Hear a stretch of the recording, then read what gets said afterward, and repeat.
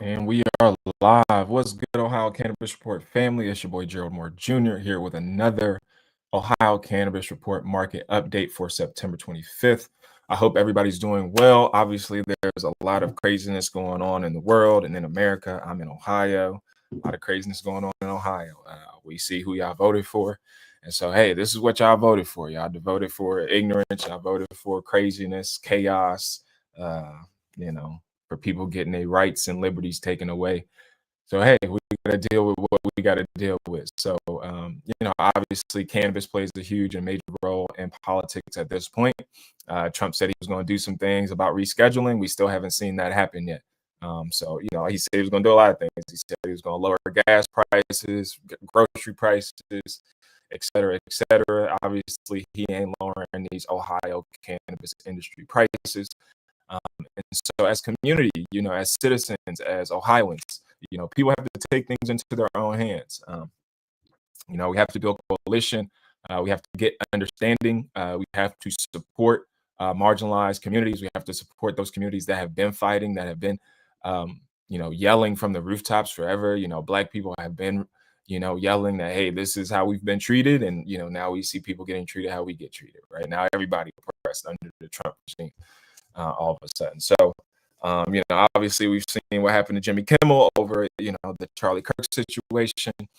And again, you have somebody that's a 31-year-old podcaster, multimillionaire that gets to spew hatred and ignorance. Again, he got taken out by his own people. That was white on white crime. You know what I mean? Y'all talk about black on black crime. Y'all talk about how black people can't stop shooting and killing each other. Well, here you go. We all seen that national television, internet. So again, I hope at some point, in America, we're going to have to realize the violence that is spewed through propaganda, through ignorance, isn't good for anybody. You know what I mean? And again, people have to realize a lot of this shit is not entertainment. It's real life. You know what I mean? And people's lives are affected, and the things that you say have consequences. You know what I mean? And the power is in the tongue. You know what I mean? So I think a lot of people, especially on both sides, you got to understand that your voice is powerful, especially if you are backed by a multi-billionaire and you got millions of dollars, and you're on a platform. You have to be mindful of the way that you speak. And that was one thing I learned as a football player very early on. You get media trained very early on. And they just tell you, obviously, be mindful of what you say to the press. You don't have to answer every question if you don't feel comfortable or confident answering that question. And typically keep it about the game. You know what I mean? And so obviously that's sports. Once you dip into politics, you're dealing with people's lives. You're dealing with, whole communities. And part of the issue when you speak on Black people, Black men, Black women, or the Black community, or the African American community, or the American African community, or the American descendants of slaves, melanated folks, if you spew hatred, we are of a, what the fuck did we do to y'all? I've been a successful athlete. I've done everything, according to the American system, right? Go to school, get good grades, get a college scholarship, get good grades, be an upstanding citizen, be active in your community, work hard, be disciplined, be a good person, be kind, all the things that we teach to our children. And then you have somebody like Trump comes out and he's just disparaging to everybody. You know what I mean? Like everybody but himself, like his own kid. I feel like he don't rock with nobody. And again, I'm not gonna go down that rabbit hole, but again, I know it's been crazy. I know when it comes to cannabis in Ohio, a lot of people are unaware of what's going on in the industry, unaware of what's going on just politically in a lot of ways, because again, people are busy. People are existing, trying to live, trying to make ends meet. And so I definitely understand that. And that's why, we created this platform in hopes of being some sort of a light, some sort of information of what's going on in the state of Ohio, at least in the cannabis landscape. I can't really touch every single aspect of Ohio politics. There's a lot going on, obviously, and I think people need to be aware and be actively engaged, because a lot of things happen at the state level as well. I know we can get caught up in national politics, global politics, but as citizens, especially if you work in this state, you live in this state, you should worry about what's going on in your state. You should worry about what the politics is looking like in your state, in your county, in your city, in your township, because there's a lot of money that's being passed around. There's federal dollars, there's state dollars, that get passed around, and a lot of times that money doesn't trickle down because people in lower class positions don't often get the information. They don't often know where to find the information. And so that's what I've learned just by being actively involved and engaged as of late. You have to be engaged in your city. And like in Ohio, you have the state, you have your townships, you have your counties, and you have your cities. I live in Columbus, so Columbus is my major city, but then you have the townships and you got your other offshoots of Columbus, your suburban, your Grandview, your Upper Arlington, your Dublins, your New Albany's, your Bexleys, your Westervilles, your Worthingtons. And you get a little bit farther out into the rural communities or your other counties. You got Delaware County, you got Trimble, you got so again, I don't know, Athens County, Muskingum County. You got all these different counties. There's over 88 counties in the state of Ohio. So again, even in cannabis, it's hard to touch every single county, every single city, because there's so much going on. A lot of these cities have moratoriums against cannabis. So again, what's going on in the city versus what's going on in Columbus versus what's going on in Cincinnati, Cleveland versus Akron, Dayton, Springfield, Athens. There's all different things going on. So again, if you live in one of the 88 counties that I mentioned, please contact us through by leaving a comment. Let us know where you are. Do a little roll call. Let us know what part of the city you're in. Let us know if you have a moratorium in your city. Let us know if you have a dispensary in your city. Let us know what the cannabis landscape is looking like in your region, because again, I'm in Columbus area, so that's all I really am able to pay attention to with my busy schedule. So I would love to have some more people from different parts of the state. If you're in Cincinnati, if you're in Cleveland, if you're in Dayton and you want to come on the show and share your perspective of what's going on in the state of Ohio, what's going on in your city around cannabis. Obviously, there hasn't been a release of funds for social equity or community funds, which we voted for. And so the state has now sold over $3 billion worth of legal cannabis. And so people want to know where that money is going, where that money is at, why the money is not being released to communities, especially when communities are suffering right now, right? The state of Ohio has money. It has the largest rainy day fund in the state. Why aren't people getting access to resources and funds to help them with rent, childcare, starting businesses? There's just so many different holes that money could be used for: addiction services, education services, healthcare services.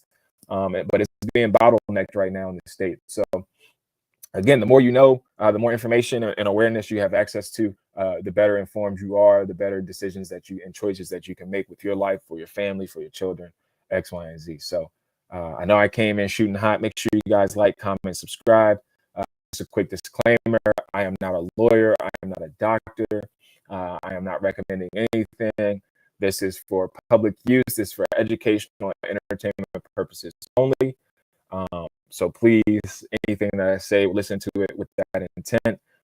If you need to find a doctor, to prescribe you or recommend you cannabis, in Ohio, we have legal adult use cannabis, but we also have a medical program where you can get recommended cannabis by a doctor. I am a medical patient, so I do get recommended cannabis from a doctor. And that's one of the reasons I began to speak publicly about my cannabis consumption, because it is for medical purposes. And so as a public figure, as somebody that has played sports at a high level, somebody that has studied healthcare, having the license, having the paper, right? Sometimes that gives people credibility, right? People want to listen to you because, oh, he's a doctor, oh, he's licensed, oh, he's certified in this aspect. So when we got our medical program, before we had our adult program, our adult program has only been around for a year and a month. And so prior to that, you had to have a medical card to legally consume cannabis. And so again, I have been consuming cannabis since I was a teenager. I've been in the state of Ohio for about the last 15 years. And so again, I was in the state illegally consuming cannabis and purchasing cannabis. But obviously, I found early on for cannabis to be something that was beneficial to me and my health and well-being, mentally, spiritually, and physically. So I was willing to take those risks. And nowhere in my nowhere in my education, and you can see my diploma right back here from Ohio University. Nowhere in my studies were we taught about the endocannabinoid system. So our bodies actually produce cannabis and have the receptors to accept cannabis into our bodies. Nowhere in anatomy, nowhere in my cannabis studies, or sorry about that, healthcare studies, did I learn about cannabis. Now, I graduated in 2013. It is now 2025. Obviously, a lot has changed and grown. But in the state of Ohio, at the first university of the state, founded in 1804, in our healthcare and our health sciences program, I have a bachelor's in science. There was no mention of cannabis nowhere in our text as one being bad thing or good thing, but there was just no reference to it at all.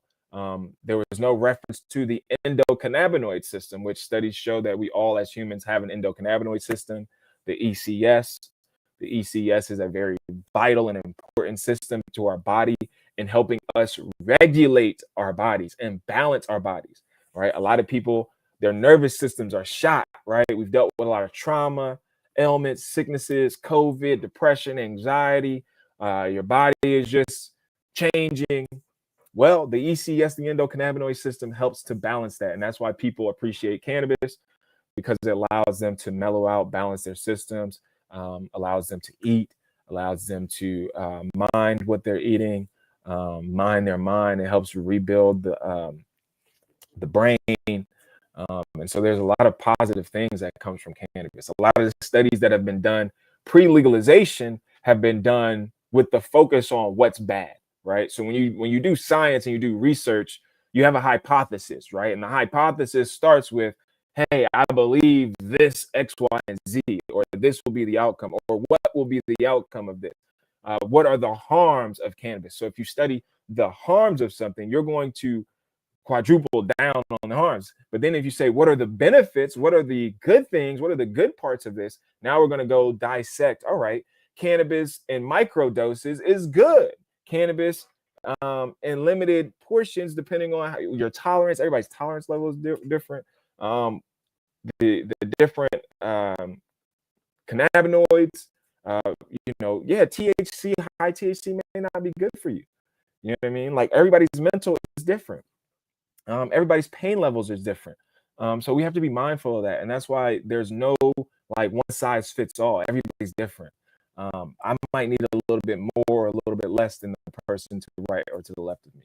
And so we have to really open our arms and our minds up to that when we are having this cannabis discussion. It's much more nuanced, you know what I mean, than just indica sativa hybrid, right? Or, you have to learn your terpenes, limonene, myrcene, right? Linen law, all of these different terminologies that, again, we're starting to have more conversations around now that we have legalization and there's more emphasis on it. So, again, I know that's a lot, came in hot on a Saturday, but, I know y'all probably watching football, getting prepared for football. College football is on. I'm going to head down to OU today for their home game against Gardner Webb. So I might be in Athens. I might do a little pop up on the IG Live in the hills, smoke a little tree down in Athens, where I really fell in love with weed. I really fell in love with cannabis, cannabis culture, just the whole just mind, body, and spirit of it all. That's where I really began to love and appreciate the plant in its fullness. And I'm now even more. I'm learning to appreciate it. Understand, and I'm still very much a novice in this game. You know what I mean? Like I'm not a cannabis cultivator at a high level. I'm a home grower right now, but I just appreciate being in the garden, but then also seeing something that you're cultivating, be able to harvest that. and then consume it for my own personal health and well-being. So I'm an advocate for home grow for sure, especially in the Ohio cannabis market where prices are still high for a lot of people. A lot of people still don't have access to it. A lot of people are still driving up north to Michigan to go get it. So I'm a huge advocate for cannabis cultivation and home growing, especially while it's legal. I don't know how much longer it's going to be legal. The state legislature definitely, has their thing against cannabis right now. And so the more people know about what's going on at the state level, the more we can be engaged and ensure that our freedoms aren't restricted, but they're expanded in the cannabis landscape. So again, thank you guys for the support so far. I'm going to continue to try to bring you guys as much information and resources and thoughts and opinions as possible in this space. Be sure to like, comment, and subscribe. Every like goes a long way. I mean, I've seen like some of the posts are definitely starting to get up there in likes. I believe we've hit like 93 subs on this one. And again, I'm rebuilding this platform. I had another Ohio Cannabis Report platform. I think we had about 100 subscribed subs on there. So I'm rebuilding this one. This is the one that I'm going to build with. This is the one I'm going with. So please like, comment, subscribe. Let me know how I'm doing. Let me know what you want to see. I don't do a lot of reviews on here because I don't want to promote these brands, honestly, that are in the cannabis industry here in Ohio. And so I really don't promote a lot of the brands. I did just do a review of the Pack 24, which was solid. But again, let me know in the comments if you do go to dispensaries, which ones you go to, which ones you like, which ones have the best deals, which ones have the best products. I do go to Sapphire. Again, I'm in Columbus, so I go to Sapphire pretty much the most now because that's literally my neighborhood. It's literally on my block. So I could walk there. And they usually have 30% off. Every day it's a 30% off deal. So I could rock with that. Plus I get my medical discount as well. So again, they selling Reggie and mids. You can find some quality. I haven't tried all of the brands, but there's definitely more products coming out. So I'm excited to see obviously the growth. I want more dispensaries. I think there needs to be more opportunities. Obviously, I think we need tier 3. We need craft grow. Folks that grow their own should be able to sell to the dispensaries. And so I'm still a huge advocate for that. We need more on the ground activations for sure and education. So be on the lookout for that too. I'm definitely going to start doing more things offline. We'll be hybrid. We'll do online and offline, but I haven't done a bunch of like public events. We just had the town hall. I think there's a few more town halls coming up, but I won't probably be a part of those. I just don't like, some of the riffraff going on and some of the stuff in the cannabis community. And a lot of people are just trying to build their own space, which I'm all for. People building their own space, leveraging cannabis to, whether it's enhance their careers, whether it's start a career, start a business, whatever. But again, people have to understand who's been in this fight and who's been the most harmed by cannabis prohibition, right? And there's a lot of people that come in, they have their ideas, they have their thoughts, but they come in and they displace people with their energy. They displace people with their words. They displace people with their thought processes. And a lot of times what I've realized is that there's a lack of empathy. There's a lack of grace. There's a lack of understanding. And so, when people have been working hard to build platforms, especially in this space, especially when there have been so many restrictions against cannabis conversations, especially when somebody has put their livelihood on the line to put their face to cannabis publicly. And then people try to leverage that and come in and use that and abuse that. I just can't go for that. And so there were some things done. There's been some things said behind the scenes. There's been just a lot of catty behavior, you know what I mean? And it's behavior that I don't like to be involved in, frankly. I don't like, especially when it's targeted at people who are trying to do good work, when that energy could be used to target the people that are leading the cannabis industry. That energy could be targeted towards the politicians who are trying to restrict the freedoms of the most vulnerable citizens again, right? Again, the most harmed population and demographic for the war on drugs and prohibition are the ones that aren't benefiting right now from the legal cannabis industry because we don't own the cultivators, we don't own the processors, we don't own the dispensaries. So again, it is the haves versus the have-nots, and unfortunately, you have a lot of people that are willing to go to bat with the have-nots and be a crabs in a barrel, then channel that energy towards the haves. And so I refuse to be a part of any of that, especially when I've built platforms by myself. You know what I mean? Yes, people watch, yes, people critique, yes, people come and subscribe. But at the end of the day, Ohio Cannabis Report was birthed out of my head. And then I had to, consistently start doing podcasts. I have podcasts as well. So make sure y'all go any podcast platform, y'all can go listen to Ohio Cannabis Report. I am working on recording some more episodes for a new season. I am going to transition some of this content over to the podcast. But again, this stuff isn't easy. It takes time. I had to have Wi-Fi. I had to have, I'm not sponsored by anybody. Like, this is coming out of my money. You know what I mean? And so this is something that I'm doing out of the passion and the love for my heart. And so I'm going to do it the way I want to do it. You know what I mean? Like, if you want to have your own opinion, your own thought process, you want to build your platform, go right ahead and do that. The state's not paying me to do this. None of these brands in the cannabis industry are paying me to do this. So I am doing this on my own, which again, anybody could do it. We all have these cell phones. You could start an Instagram channel, which I did. I started with just Instagram at first. Ohio Cannabis Report. That's what it started at. And I transitioned over to YouTube. And I have Facebook. And I got a bunch of other stuff. So y'all could create your own platforms. A lot of people, oh, nobody got a platform. Nobody, your platform bigger. Yeah, because I put in that work like I do. You'll build a platform too.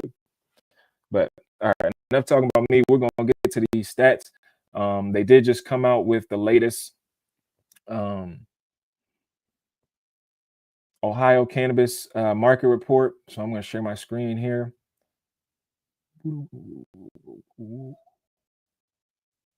Once I can find the DCC updates, here we go. I'm now sharing DCC updates. If you guys can see that, yes.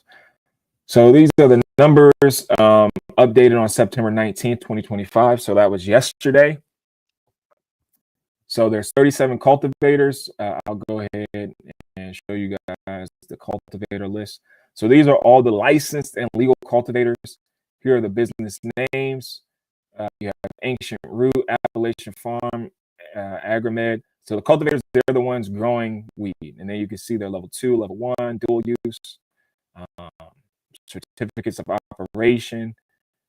So here are all of the cannabis cultivators in the state of Ohio so far. As you can see, there's 34 of them, or 37.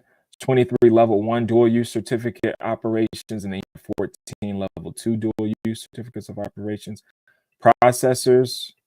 So here are your processors. Your processors are the ones that take the cannabis flower and then process it into something else, whether that's flour, whether that's a tincture, whether that's a vape cartridge, whether it's a topical, edibles. These are your processors. And then obviously you have those companies that are vertically integrated. So they have cultivation, processors, and or dispensaries. So then you have 46 dual use certifications to operations. And dual use means they can, dual use means that they can serve medical and adult recreational cannabis or produce that. You have 8 total testing labs. So here are your testing laboratories, your dual use. You have 2 medical marijuana use only. So there you go, provisional licenses. So here are those. And then your dispensaries, you have 170 dual use certificates of operations. So here's your list of those dispensaries and the addresses in the city.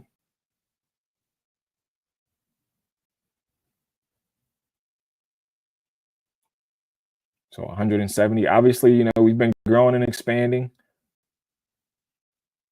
They're still, I think they capped it at like 400, the state.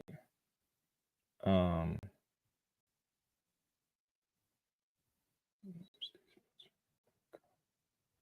um, oh, sorry, I didn't share that. But here are all of the dispensaries in the state of Ohio. There's 170, as you can see here. So it shows you, and this is all public information, by the way. Like, you guys can look this stuff online. It's publicly accessible. So obviously it has the addresses, it has the city, part of the city and the county that it's in. Let's see, Franklin County, 1, 2, 3, 4, 5, 6. I think Franklin County has the most. 7, 8, 9, 10, 11, 12, 13, 14, 15, 16, 17, 18. Franklin County has 18 overall dispensaries. That's the county I live in. There's 88 counties in the state of Ohio. Let me see. I think there's a map.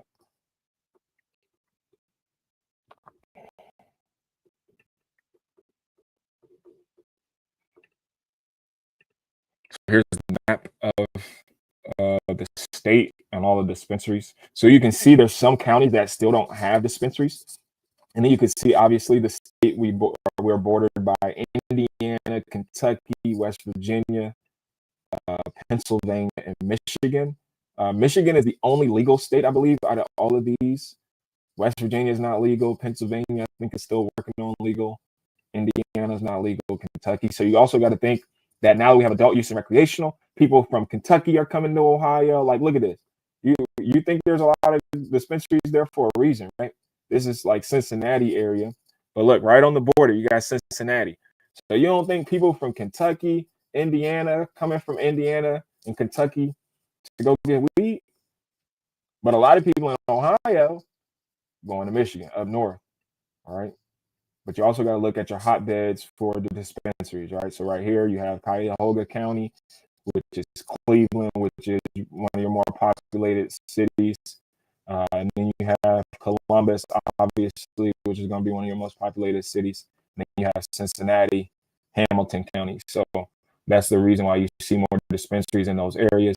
Obviously, some of these counties are farm towns and counties, so they don't have a large population in them.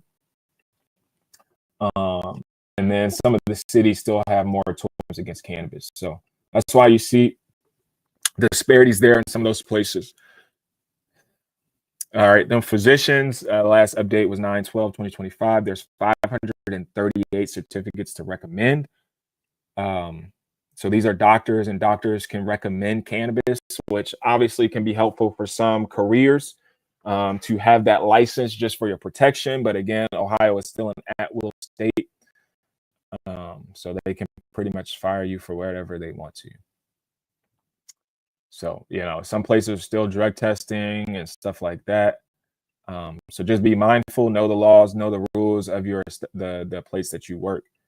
Then you have patient caregivers. So this hasn't been updated for 2 months.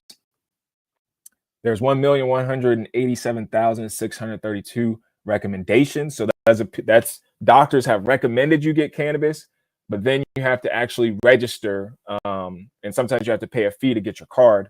And so there are only 459,408 registered patients. I'll be one of those patients. There's 11 million plus Ohioans. There are 26,013 patients with veteran statuses. So obviously there's a lot of veterans that use cannabis. Many of them don't want, you know, any of their information because, again, it could impact their VA benefits, which is a reason why a lot of veterans aren't public about their cannabis consumption. Obviously, a lot of veterans deal with PTSD. and pain and just different issues from war and just being a part of the military. Then you have 26,774 patients with indignant status. You have 1,544 patients with a terminal diagnosis. You have 94,294 patients with both an active registration and active recommendation. You have 440,846 unique patients who have purchased medical marijuana as reported by ORs, by licensed dispensaries as of 9/15/2025. And then you have 41,995 registered caregivers. All right, sales as of 9/13/2025.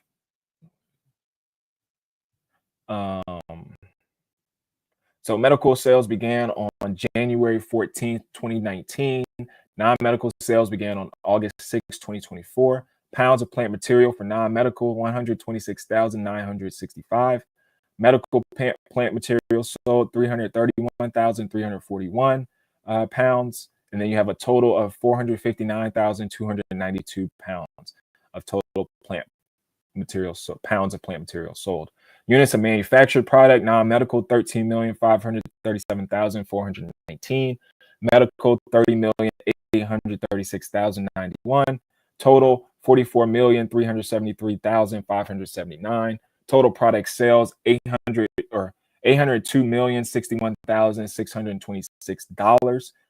Medical products, 2,234,693,637 for a grand total of 3,036,756 $756,851 dollars in total sales for Ohio right now since medical started. Now, when it comes to the taxes that we propose come out of the adult use and recreational sales. So it's 36% of this $802 million is supposed to go to the Social Equity and Jobs and Community Fund. Let's see, hey Siri, what is 36% of 802,661? Hey Siri. Let me get the right one. Hey Siri. What is 36% of $802,061,626? So 36% would be $288,742,185.36. So that money is supposed to go to local communities that have dispensaries in those cities. And that money is supposed to go to job creation, economic development, healthcare, addiction services, roads, bridges, whatever that city, that county deems that money should go to, that's where the money is supposed to go. Also, there's a social equity plan that is supposed to give like 50% off or up to 50% of the cost to help minorities and folks in communities that have been most harmed by the war on drugs get into the cannabis industry. None of that money has been released yet. FYI, Ohio. So no matter what part of the state you in, if you got a dispensary there is an allotment of money that's supposed to go out to that community. That money is not going out. So, and the state politicians are trying to get that money and put that in. The governor wants that money to go to police training, things like that. And again, the police have way more than enough money. Okay. Here's your average plant sales for a 10 OZ, $18.54. Then your plant sales average per gram, $6.55. Manufacturer sale average, $27.03. Obviously, a lot of people, have issues with the pricing of cannabis. This was the first bit of sales that started. So these are all the numbers. So again, like I said, this is public information. You know what I mean? If you're a citizen of Ohio, if you're anybody, you can come to the DCC website, Department of Commerce, and look up all of this information. So I think it's important for people to understand that they have access to all of this information. And this even shows a breakdown of all of the products sold from capsules. So you can see capsules sold, edibles sold, topical lotions and creams, oils sold, for vape sold, oral, topical ointment, tincture sold, patches, sublingual tablets, raw single serving units, infused single serving units, plant materials sold, total plant sales, capsule sales, edible sales. So again, all the data is right there, all the numbers is right there. You can see the money. You know what I mean? You could literally see all the money that is being made. Obviously, Michigan, they have their own thing going too. Let's go see the Michigan.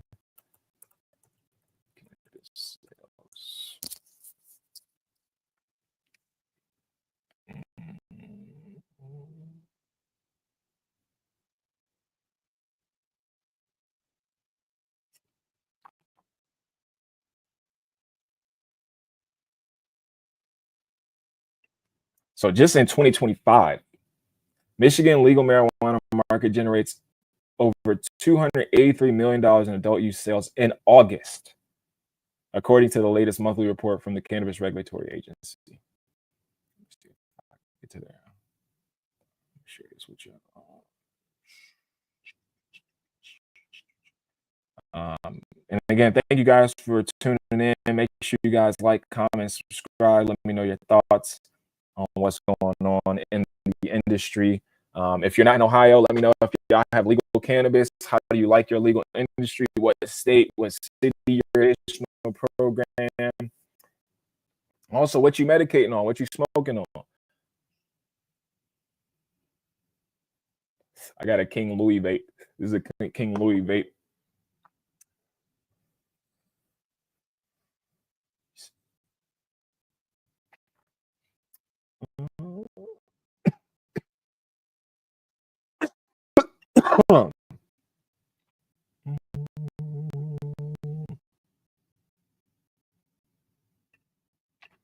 I share this and then I gotta find the page I was just on.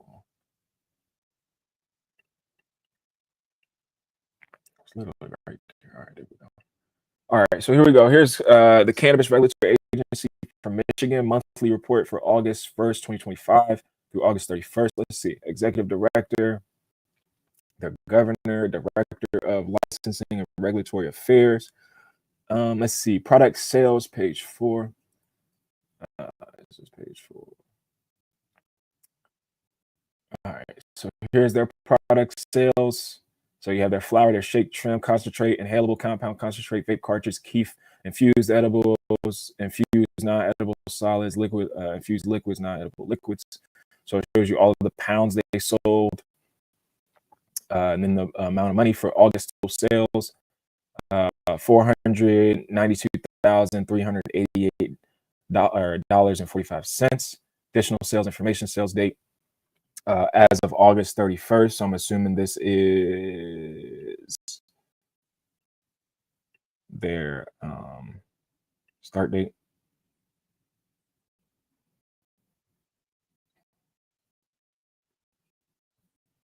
I'm trying to see. That one in a month. Immature, destroyed, vegetative, destroyed, flowering, destroyed, plants harvested. Packages, inventory, active, one sold, packages, flowers, active, participant. And that's crazy that they like keeping all the fucking, like, you can't regulate weed, bro. Like, that's what's so wild. They're trying to regulate a plant. Like, and the fact that people don't find like just the basics, like just imagine like we just counting every single grass outside, every single tree. That's why you gotta grow your own, man. Grow your own, people. Let me see. I'm gonna take y'all out to my. Oh yeah, I do want to share this too. If you guys like to read, this book is by an Ohio author, an Ohio doctor, Dr. Bridget Williams. I'm also featured in this book, Courage in Cannabis, Volume 2, The Triumphant Stories. So shout out to Dr. Bridget. If you need a med card, hit up Dr. Bridget. Here's my photo right there. So I shared my all-American cannabis story. But this is a great read. It's an anthology. So there's over 30 stories, 30 different stories of people in the cannabis industry that have, um, you know, been courageous enough to share their story. And so definitely go on Amazon. You can buy the book. It's a soft cover book, and then there's an ebook. Um, the Kindle book, I believe, is like free or $4.99, and then the paperback is $13.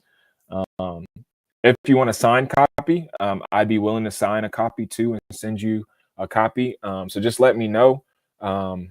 You can either DM me on Ohio Cannabis Report um, on Instagram, or you can direct message me personally, or you can hit me up in the comments.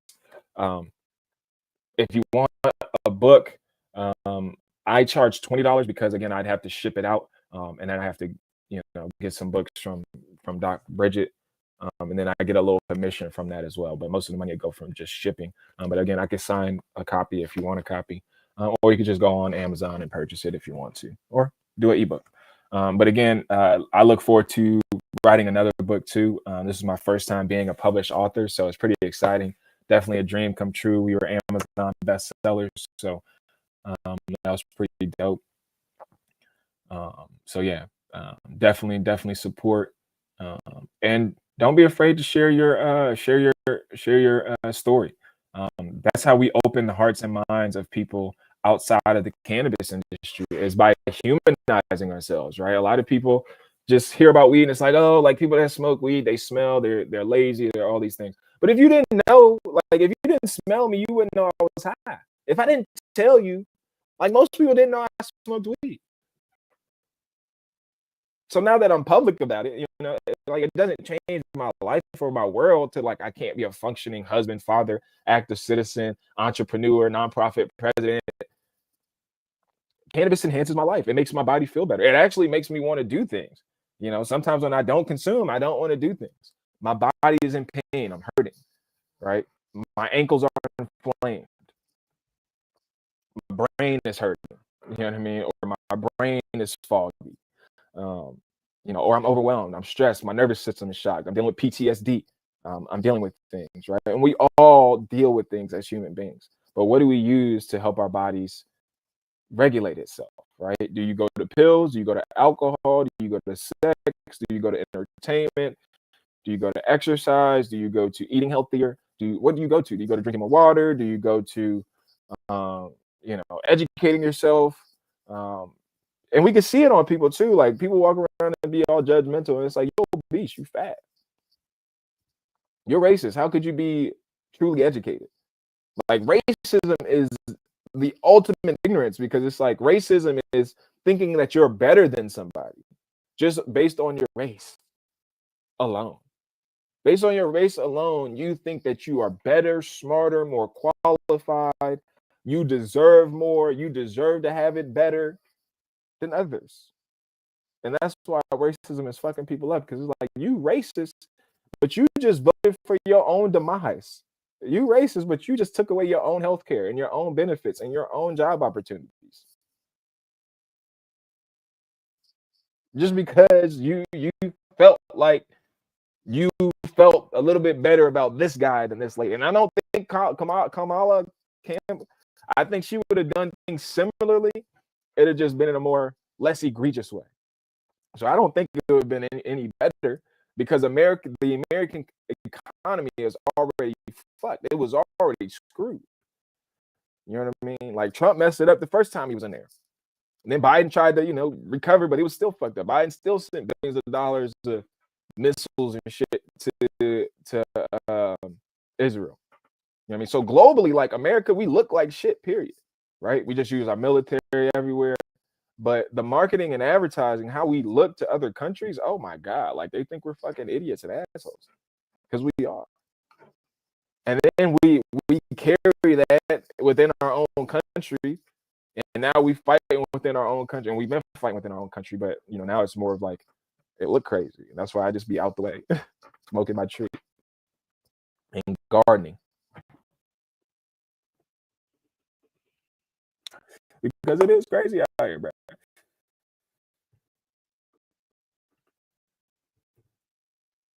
You got white podcasters getting popped.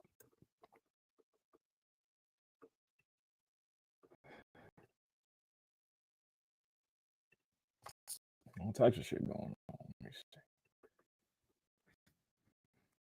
I'm gonna share this with y'all too. If you're in Ohio, the ohiochannel.org is where you can watch literally the Senate sessions, the House session, the Supreme Court, Governor Mike DeWine.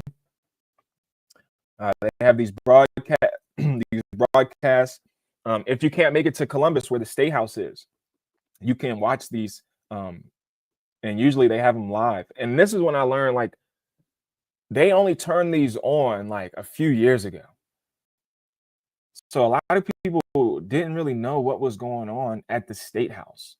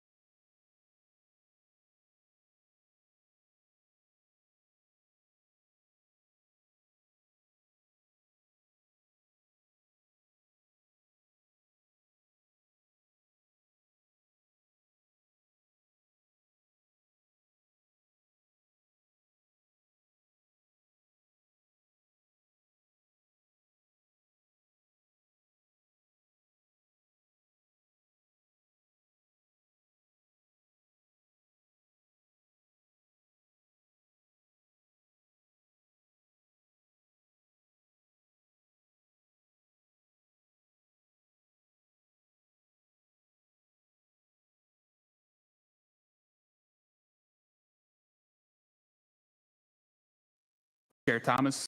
Here. Vice Chair Swearingen. Here. Ranking Member Isaacson. Here. Representative Callender. Here. Representative Matthews. Here. Representative Muhammad. Here. Representative Odioso. Here. Representative Wolfslager. Here. Representative Plummer. Here. Representative Stewart. Representative Sinnenberg. Here. Representative I'll be Timms. right back. Let me see. Representative Williams.